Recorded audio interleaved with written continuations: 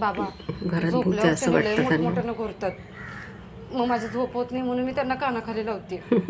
त्यांना असं वाटते की घरात भूत आहे. मला माहीत होतं या घरातली मंजुलिका तूच आहेस. थांब तुझ्या नवऱ्याला सांग. नको बाबा नको. अहो मी जर त्यांना सांगितलं असतं तर त्यांना वाईट वाटलं असतं आणि जर दुसऱ्या खोलीत जाऊन झोपले असते तर संशय आला असता. आणि बाबा शेवटी झोप पण महत्वाची आहे ना हो. घरात भूत आहे बाबा ठीक आहे असं तुमची वाटतं फीस त्यांना. आणि काय झाले ते सांगा की.